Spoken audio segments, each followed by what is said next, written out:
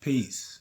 It's your big brother Psych with another episode of Strategies of Manhood. Today, I'm going to try to dig into some of the things that you shouldn't do and that you should do if you want to be successful with your finances. Now, this is not a financial advisory video, so to speak, because as you know, this channel is predicated on the idea of helping man manifest perfect manhood. And we deal with the philosophies, the ideas, and the concepts that help you elevate to the level of a king.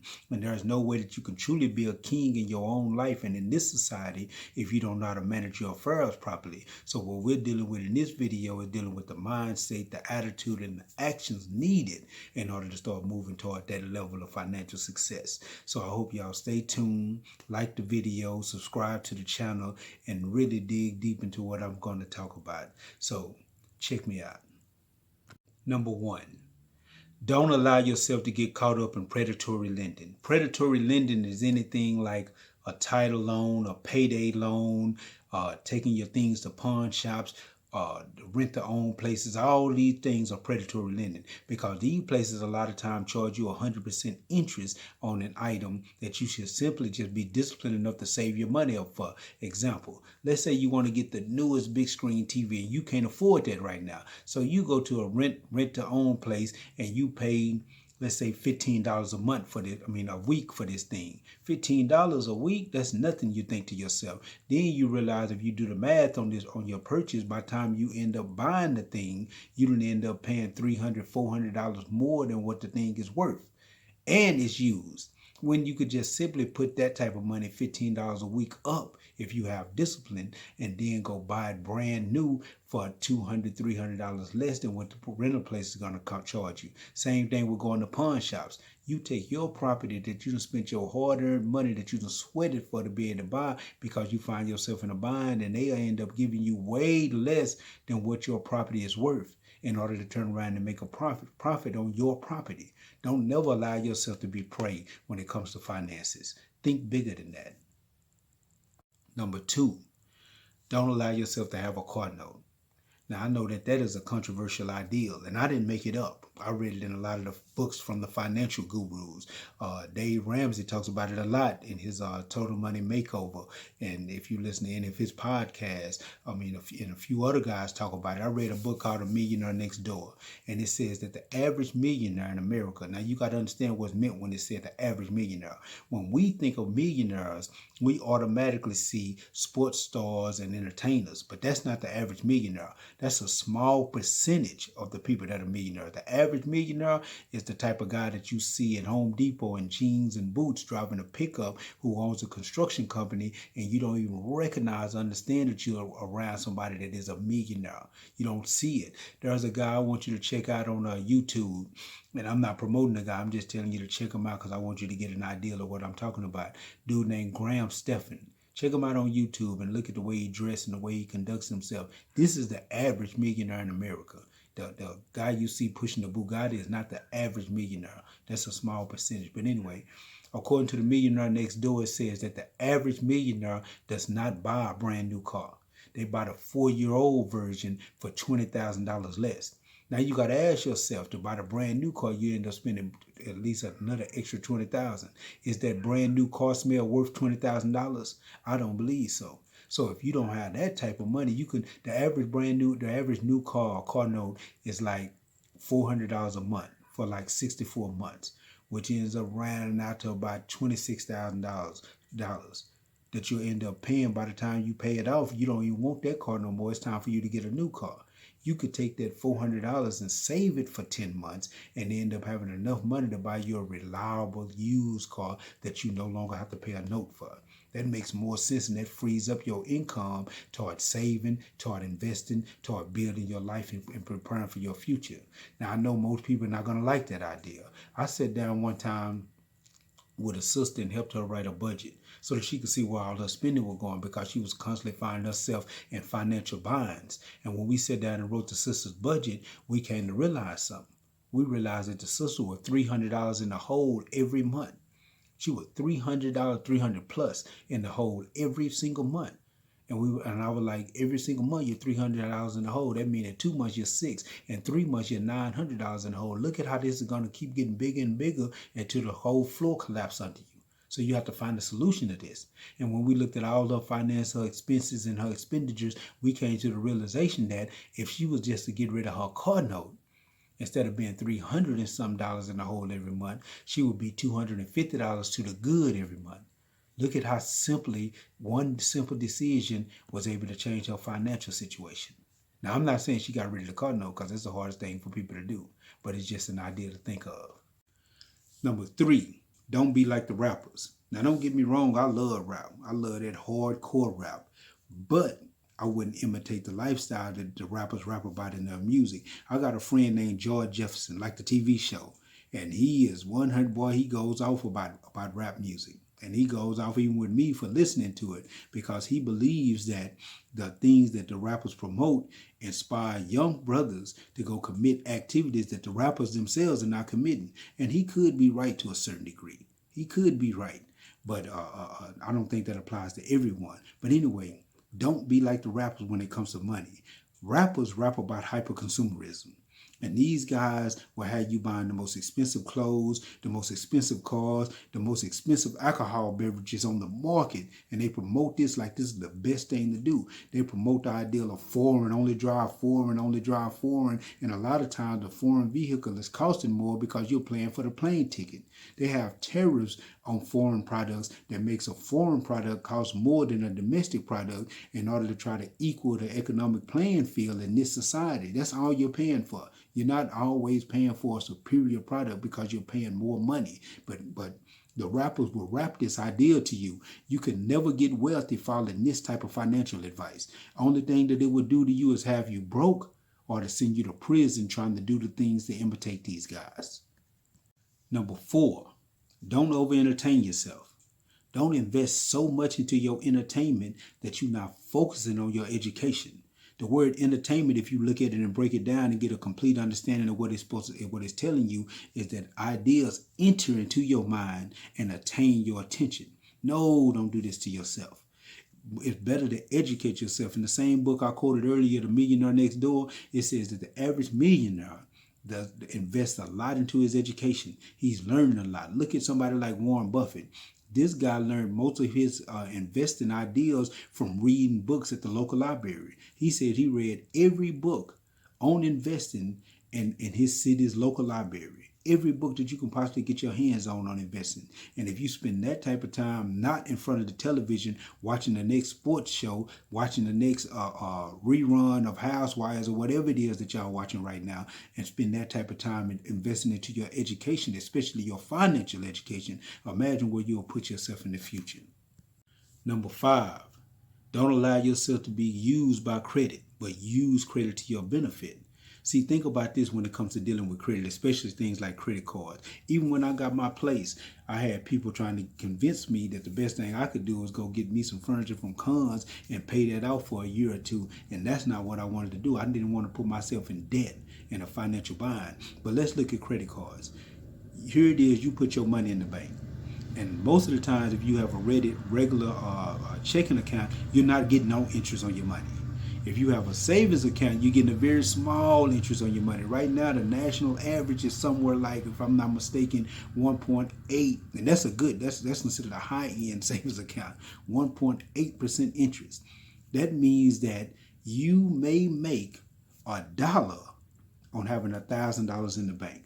That's what that basically means. You may make you $1 for having $1,000 in the bank.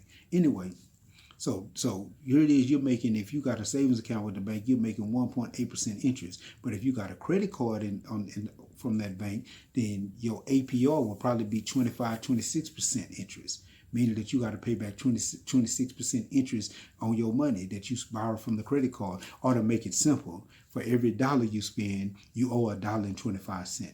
That'd be foolish to use that improperly. If you get a credit card, there's a way to use credit and there's a way to be used by credit.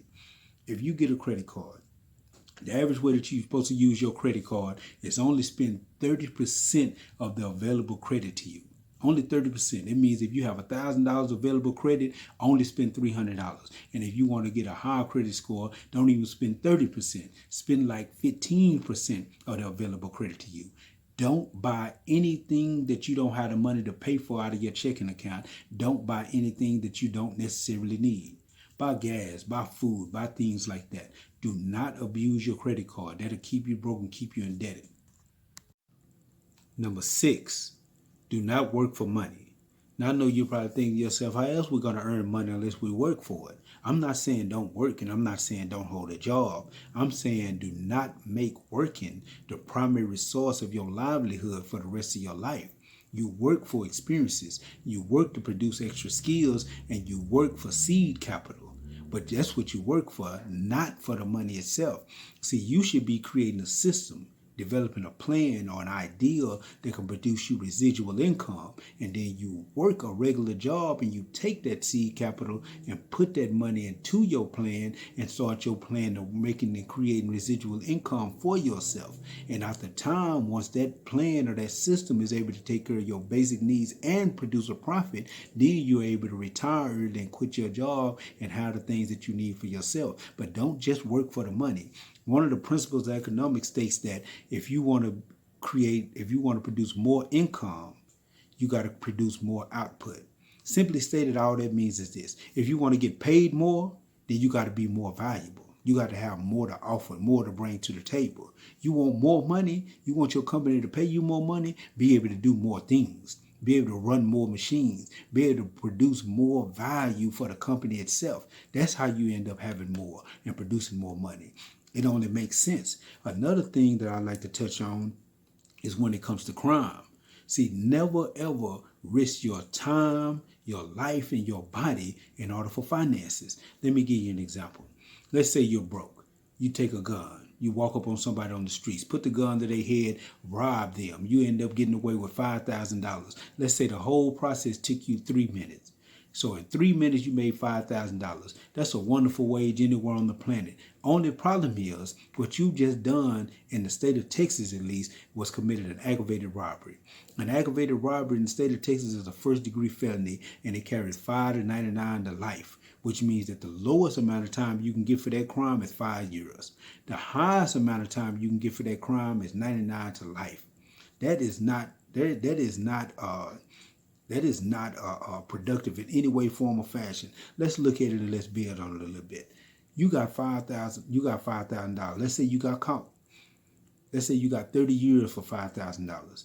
If you got 30 years for $5,000, if we break that all the way down, you'll realize that what you end up getting was like $14 a month. That $5,000 breaking down in the 30 years break down to like $14 a month.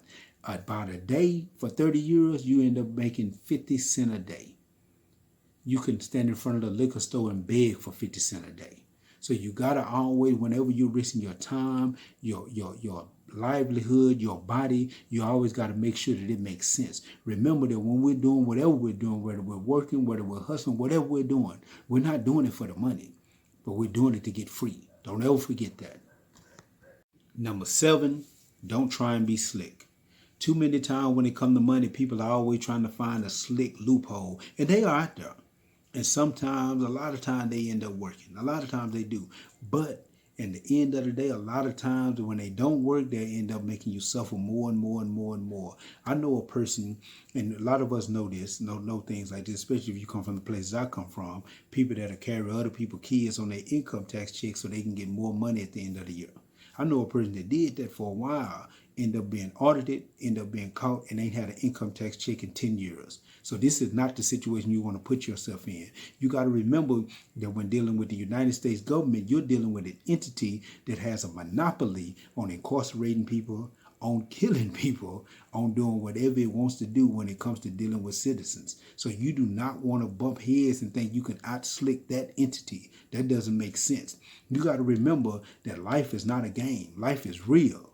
But the game of life has to be played with all of your skill set that you have available to you. So do not try and be slick. Play the game the way it go. There's a Jeezy verse that I love. And the verse says, you have to play it how it go. You can't cheat on life. You better drink a Red Bull. You can't sleep on life. I love that verse. Keep that as a life philosophy. Number 8, and the bonus thing not to do if you're trying to be successful with money is Don't choose the wrong woman. A female is crucial toward your ability to rise and move to a higher level of success.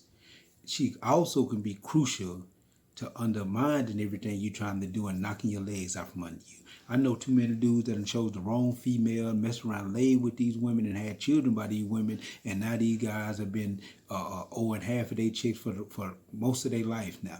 And I know you probably think, well, they had those kids, they supposed to take care of them. They are, but a lot of times, if you mess around with the wrong female, and you are not always right, and you done messed over her in some way, she's going to use whatever tools she can use to mess over you. And so a lot of times that'll be child support. That'll be, as I said in the last one, the United States government. They'll use these things against you. So don't make these foolish mistakes by choosing the wrong women. Matter of fact, if you really on purpose, if you have a serious goal that you're trying to attain, you probably shouldn't even be dating. Man, I'm going to tell you why. Because most people are not going to see your vision. Most people are not going to be patient with you. Most people are not going to understand what you're trying to do. And they're going to take personal offense to when you can't go out with them, to when you can't hook up with them, to when you can't spend money on them. Because you got to make a lot of sacrifices in order to do something that everybody else is not doing. You have to make many sacrifices. If you read the success stories of all the people that have made it to some level of success that didn't have their money inherited, passed down to them, you'll see that a lot of sacrifices were made by these guys. A lot of sacrifices had to be made in order for them to get to the high point that they end up getting to. I read about one guy named A.G. Gaston. He was a very rich black guy in the during the civil rights time. This guy wouldn't go on dates, wouldn't buy new clothes, wouldn't do any of that when he was just at the beginning. He was the guy that owned all the hotels and motel rooms and used to loan those motel rooms out to people like Martin Luther King when they were traveling all over the country to do civil rights protests. So you have to be willing to make sacrifices. And again, most people are not going to understand the sacrifices you're trying to make because they're not going to be able to see your vision. I seen a video on YouTube not too long ago with T.I., what's the brother name? Killer Mike, and the brother T.I., Killer Mike, and David Banner. And T.I. said this, and I love this. T.I. said that nobody's going to be able to see your vision. If they could see your vision at the same time you saw your vision, it wouldn't be your vision.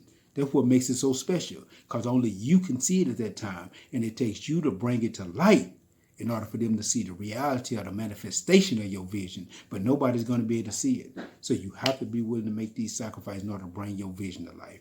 Man, these are the 8 things that you shouldn't do if you're trying to be successful when it comes to the game of money. Stay tuned, and I'm going to give you the 8 things that you should be doing if you're trying to be successful when it comes to winning the game of money. Subscribe to the channel. Give me a thumbs up. Show some love. Peace.